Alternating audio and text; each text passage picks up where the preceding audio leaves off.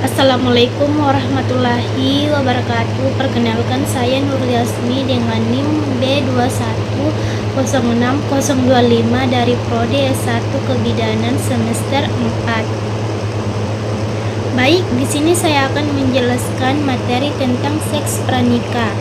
Adapun pengertian hubungan seks pranikah. Seks pranikah secara umum dapat diartikan sebagai hubungan seks yang dilakukan remaja sebelum menikah.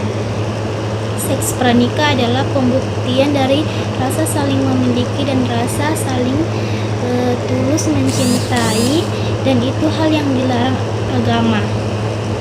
Pengetahuan informasi tentang dampak dari perilaku seks pranikah yaitu cenderung hamil di luar nikah, aborsi, merasa berdosa, putus sekolah, perempuan bisa kena kanker kandungan, penyakit sifilis bagi laki-laki, raja singa, dan terjangkit HIV dan AIDS. Bentuk-bentuk seks pranikah. Yang pertama itu berpelukan. Perilaku seksual berpelukan akan membuat jantung berdegup lebih cepat dan menimbulkan rangsangan seksual pada individu atau pada pasangan tersebut. Yang kedua, ciuman kering. Perilaku seksual ciuman kering berupa sentuhan pipi dengan pipi dan pipi dengan bibir. Kemudian ciuman basah. Aktivitas ciuman basah berupa sentuhan bibir dengan bibir.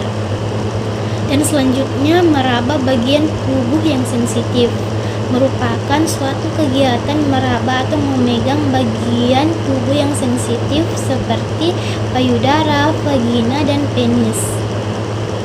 Selanjutnya, petting merupakan keseluruhan aktivitas seksual non-intercourse hingga menempelkan alat kelamin. Kemudian oral seksual. Oral seksual pada laki-laki adalah ketika seseorang menggunakan bibir, mulut, dan lidahnya pada penis dan sekitarnya. Sedangkan pada wanita melibatkan bagian sekitar vulva, yaitu labia, klitoris, dan bagian dalam vagina. Selanjutnya, intercourse atau bersenggama merupakan aktivitas seksual dengan memasukkan alat kelamin laki-laki dalam alat kelamin perempuan. Kemudian faktor yang menyebabkan remaja melakukan hubungan seks pranikah. Yang pertama itu faktor keluarga. Faktor ini juga bisa menjadi penyebab terjadinya seks pranikah yang dilakukan oleh salah satu anggota keluarga tersebut. Biasa terjadi pada anak. Hal ini dikarenakan adanya permasalahan keluarga yang menimbulkan ketidaknyamanan di dalam rumah dan ketidaknyamanan pada satu sama lain. Dan yang kedua itu faktor lingkungan. Jika di suatu lingkungan yang sebagian besar orang-orangnya melakukan seks pranikah, maka hal tersebut sedikit banyak mempengaruhi seseorang untuk ikut melakukan seks pranikah juga. Selanjutnya ada namanya faktor ekonomi. Faktor ekonomi termasuk faktor yang paling kuat atas terjadinya beberapa peristiwa yang bisa dikatakan melenceng dari norma-norma yang ada di masyarakat tersebut. Peristiwa seks pranikah ini, para pelaku seks pranikah melakukan hal ini untuk mencari nafkah menghidupi keluarganya yang berada dalam kondisi miskin. Selanjutnya, faktor budaya.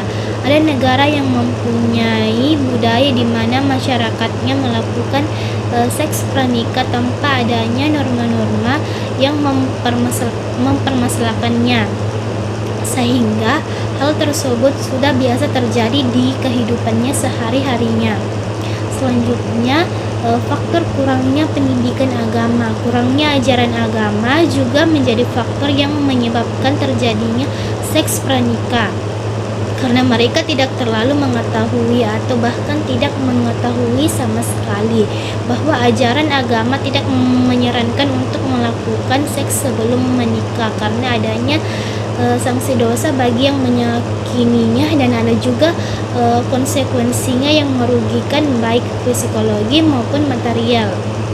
Selanjutnya, dampak negatif dari hubungan seks pranikah.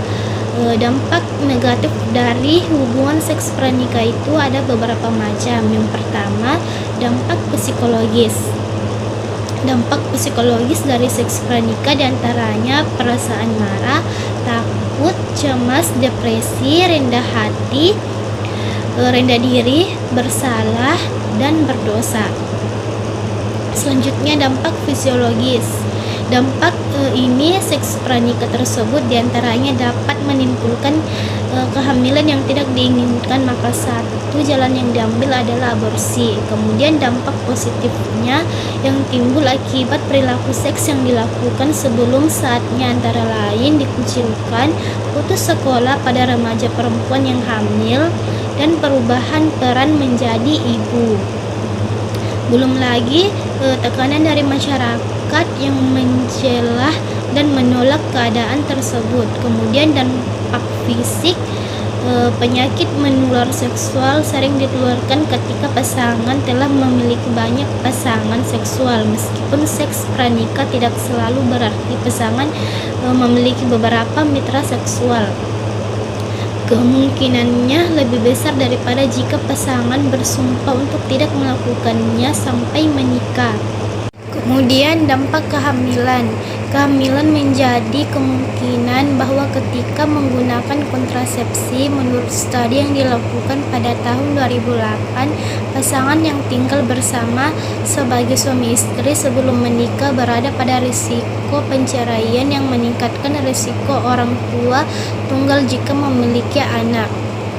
Kemudian dampak perkawinan. Sepasang suami istri juga bisa lebih mungkin mengalami masalah jika satu atau keduanya aktif secara seksual sebelum menikah. Kemudian cara mencegah seks pranikah.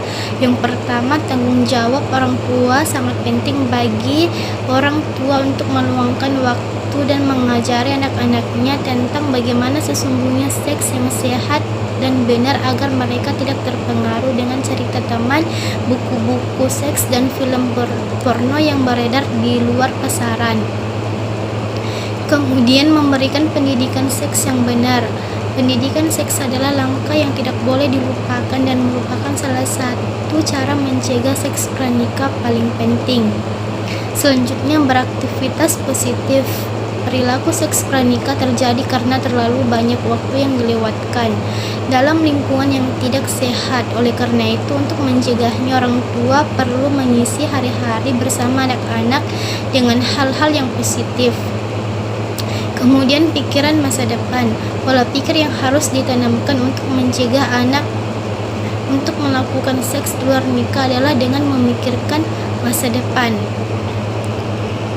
Sekian dari saya, kurang dan lebihnya mohon dimaafkan. Wassalamualaikum warahmatullahi wabarakatuh.